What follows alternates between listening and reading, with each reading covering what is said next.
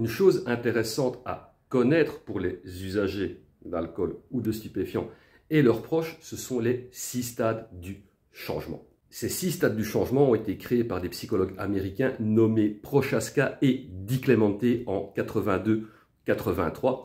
Et à la base, c'était uniquement pour l'alcool, mais depuis, c'est employé pour tout type d'addiction. Alors, le premier stade, c'est la pré-contemplation, c'est-à-dire qu'on consomme et le produit ne pose aucun problème.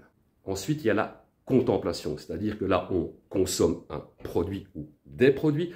On sait que c'est pas bon pour nous, pour notre santé, mais malgré tout, on n'arrive pas à s'en empêcher.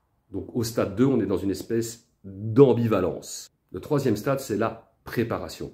Là, on a pris conscience que le produit est vraiment pas bon et on veut absolument arrêter. Donc entre le stade 2 et le stade 3, il y a une espèce d'intention qui se met en place. Donc après la préparation, il y a une prise de décision et là, on passe à l'action.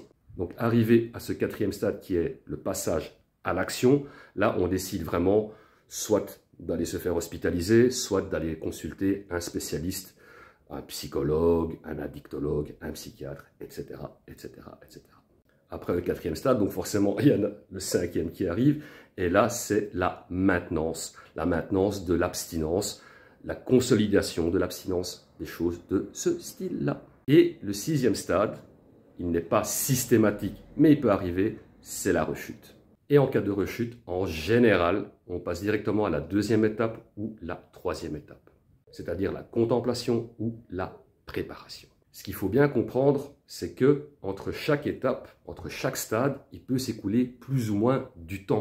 Une personne n'est pas l'autre, et il y a des gens qui peuvent rester longtemps en pré-contemplation. Pendant des années, des gens peuvent se dire bah, je consomme ça, ça, ça, ou ça, ou ça, et ça, et ça ne me pose pas de problème. Ce qu'il faut bien comprendre, c'est que voilà, comme je l'ai dit, en fonction de certains facteurs, certains stades peuvent durer une certaine période. On est tous différents, on voit tous les choses d'un œil différent. Certains vont avoir un déclic très rapidement et donc ils vont vite passer en contemplation, d'autres moins, etc., etc.